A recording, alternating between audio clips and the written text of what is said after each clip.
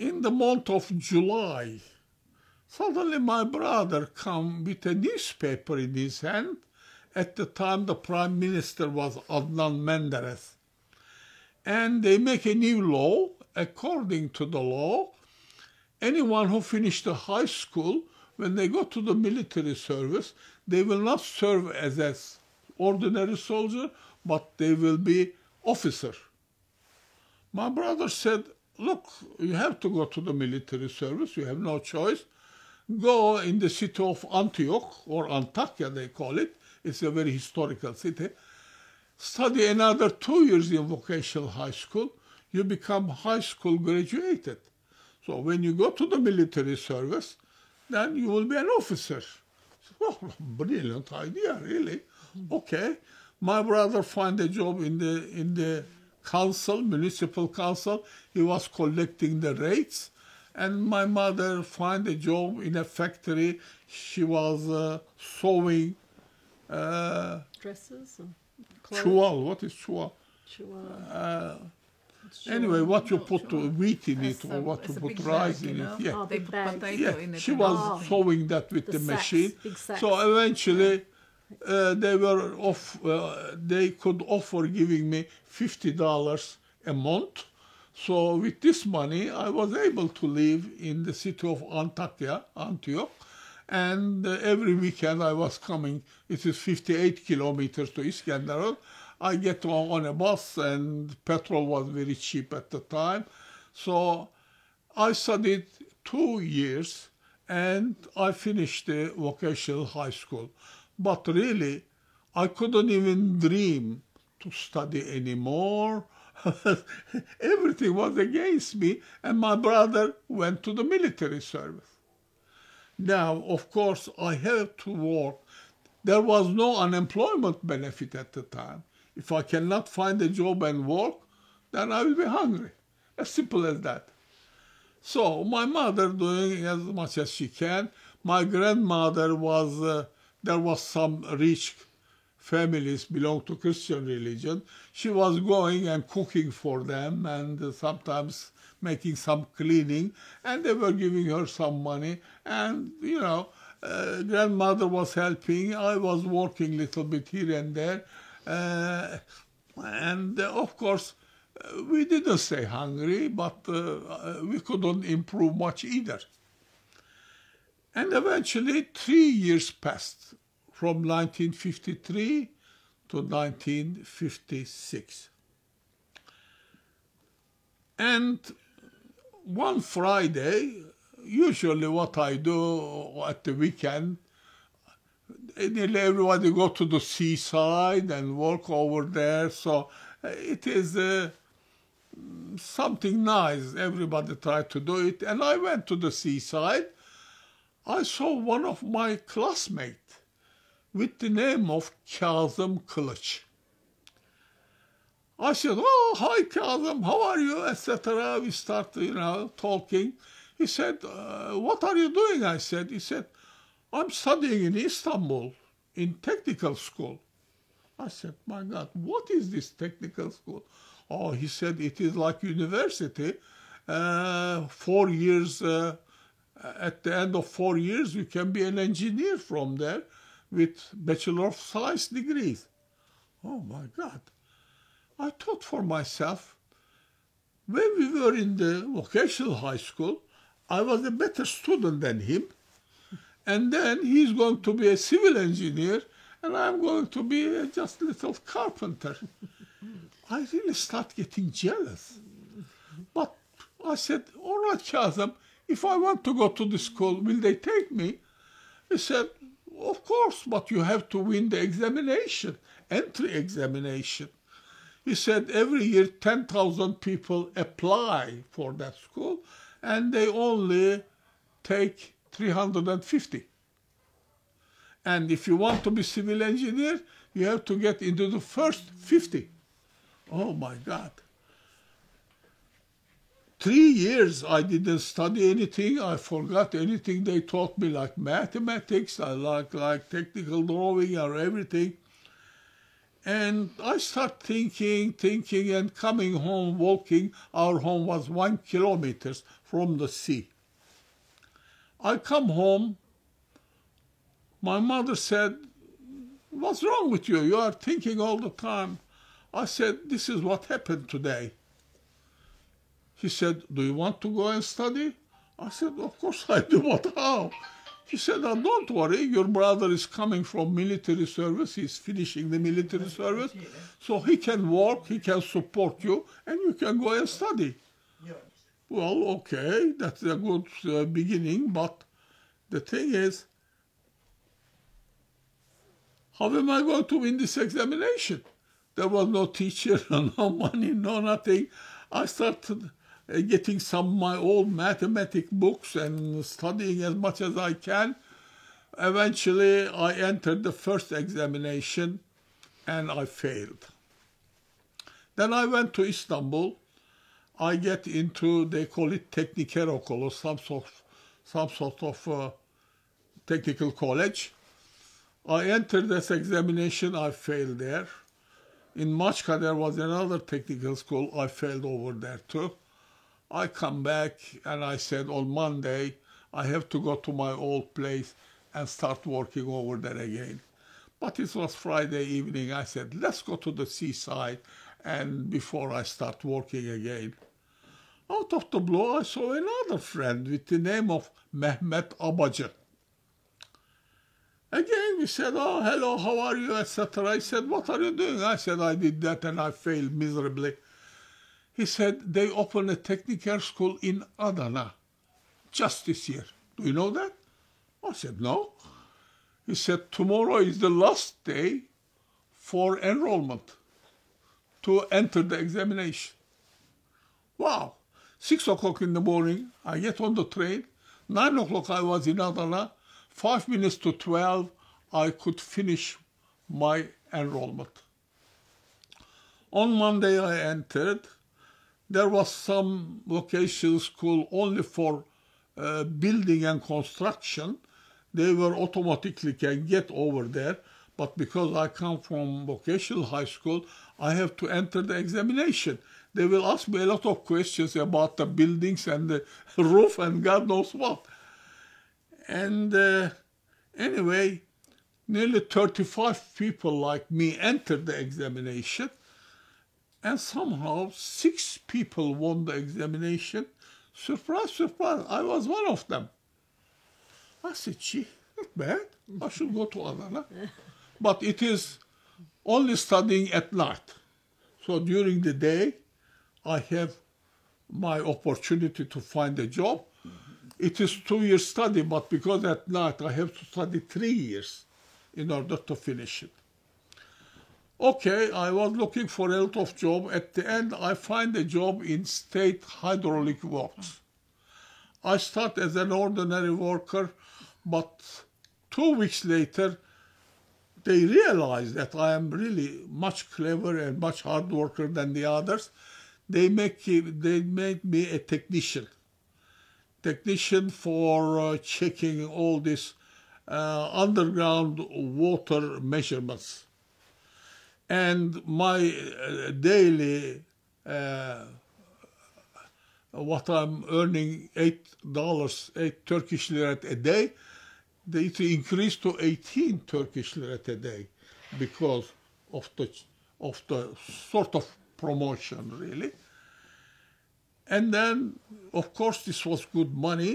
And first time I bought a radio with 18 Turkish lira. That big radio, we never had radio until that time. In Adana, first time we had a radio. So first year I worked very nicely. I start to save as much as I can. And then my mother came, she started living with me.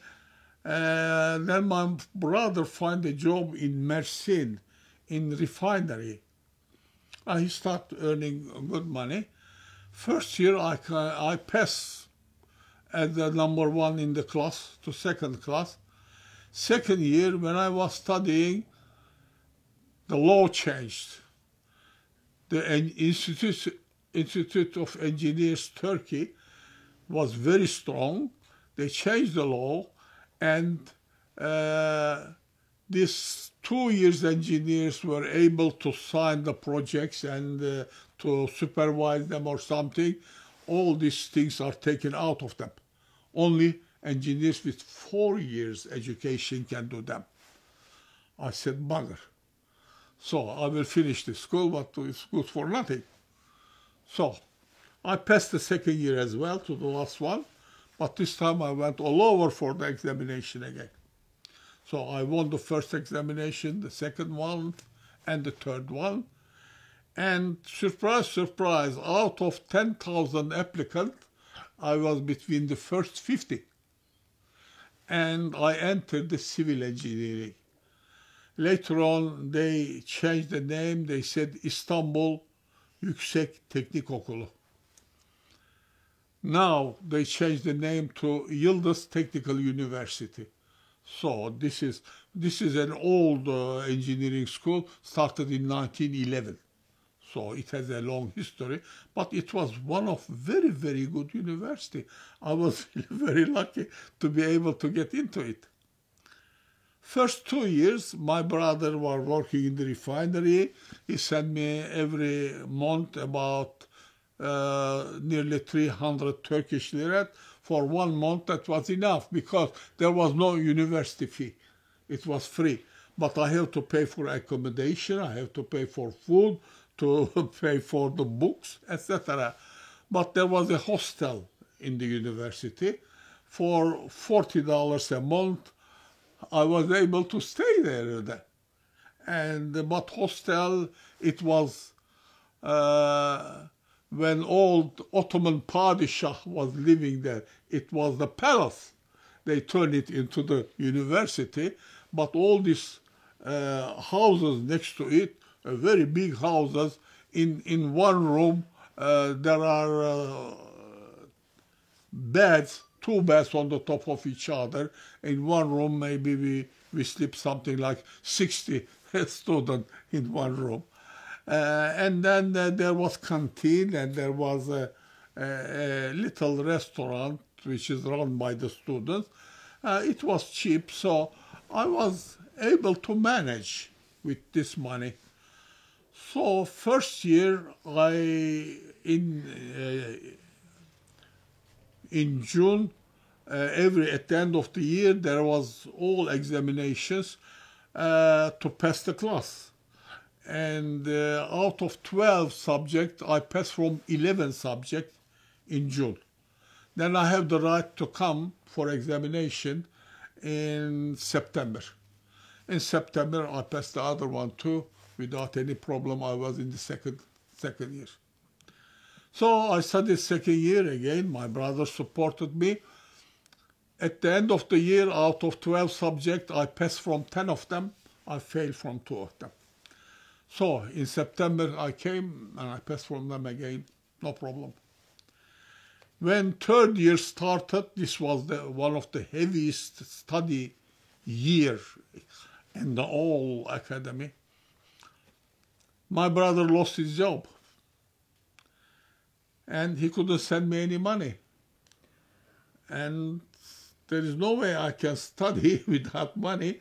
I start giving some private lessons, etc. But then I write to State Hydraulic Works. I asked them to give me a scholarship, because I worked 2 years with them before, so they gave me a scholarship. But this was a strange scholarship. First, for every year, they will give me money to study. When I'm graduated, I have to work 1.5 years for them. And of course, I get half of the salary of any other engineer. And secondly, if I fail for 1 year, they cut the scholarship. So third year was very, very heavy, and I really studied very hard to catch up with the beginning of the year. So I passed from all of the subjects in June, except I failed from 3 subjects. In September I came, I passed from 3 of them. I was in the last year. So everything looks okay until there. And I was really doing very well in my subject. But we have one professor called Hayrettin Dönmezer. He was coming to the subjects of hydraulics or drainage and this sort of subjects. Everybody called him crazy professor. He wasn't crazy, but he was doing something really crazy. He drove everybody mad. He was really a very unusual man. And one day, on the hall, we were talking, I was talking with the friends together, and somehow I was complaining about what this professor is doing. But I didn't know that he was in the room over there. I was in the hall. Somehow he heard me. My God, he heard me, and then I said, I'll be in trouble, but I don't know how. I passed from every subject in June, except diploma project. I had to design a regulator. And I get a river cross section. I went to the professor. He drew a line. This is the water level. This is the area. So according to this water level, I have to design a regulator. I went there. I start designing, and at least once a week or once every 2 weeks, I have to go to see the professor to tell him what I have done, or is there any advice or whatever. But because this man is going to punish me for talking against him, when I went over there, he started shouting at me for something without any reason and kicked me out of his room. Bloody hell. I went 4 weeks on the row. 4 weeks he did exactly the same thing. I said, bugger, I'll not be able to finish my diploma project. I didn't go anymore. I sit down. According to that, I finished my design. And it was all right. At the end of the year, there was a rule. I have to get visa. That means I have to pass during the year as well as at the end of the year. If I cannot take visa, I cannot enter the end year examination. Well, I went to him, and for taking visa, I show him the project. He said, no good. I said, why no good? He said, it's too small. I said, I designed it according to the water level you gave me. He said, you didn't come to see me, otherwise I would draw another line in a higher level, more water, the regulator will be bigger. I said, I come 4 times every time you kick me out of the room. I never do something like that. Now, really, eventually, I failed without going to the end year examination. I passed from all of the subjects. That is why I didn't fail. So I can go and work. Second semester, I have to come and get a diploma project. This time I was determined to get it from somebody else. And then I said, I will finish this time. Okay, I went the second half. This time there was a docent. His name was Hüseyin Celasul. And he was teaching bridges. And I get the project from him. I have to design pre-stressed concrete bridge.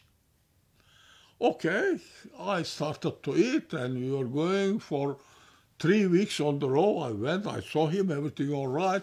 The 4 weeks I went to him, he said, I'm very busy now. Go, come back later.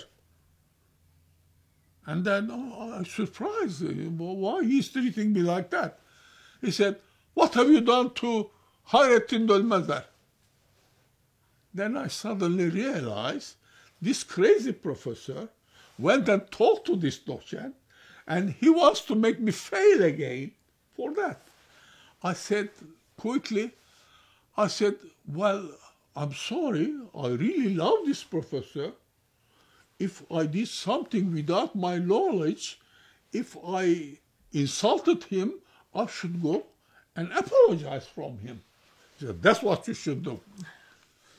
I said, my God. When I went, one of my friends told me, this crazy professor come to the student. He was giving my name and he said I insulted him and he will never forgive me and blah, blah, blah. He will never talk to me. Well, what am I supposed to do? I have to apologize in order to get rid of him. Then I will finish the uni. Anyway, I find a student of him with the name of Ahmed. He was a special student of him. This professor liked that student very much. I said, Ahmed, look, this is the situation. Will you please help me? Talk to him that he should allow me to come and apologize. He said, okay, leave it with me. He went in a suitable time, said to crazy professor, he said, my dear professor, if somebody insulted you and then he wants to apologize, are you big enough to forgive him? Well, he's putting the question in such a way that he cannot say no. He said, well, I always forgive the people, but if somebody insulted my chair, I will never forgive him. Chair means the professor's position, his position. His name or whatever. Right. Anyway, he said, are you talking about Michael? He said, yes. Tell him to come to see me next week. I said, oh, at least that. So 1 week passed. I knocked his door. I went in. I said, my dear professor, do you have 1 minute for me, please? Oh, Michael, come on. He said like that. He has to kiss his hand. So I have to kiss his hand, put it on my hand, and then he let me go. And after that, I finished the university in June without any problem. But at the time, really, something happened which I forgot to tell you when I was 17 years old. I was in Iskenderun and looking for work. And very hard to get a work. I heard that they are looking for a carpenter in a military factory. All what they do, they repair cars and tanks and that sort of things.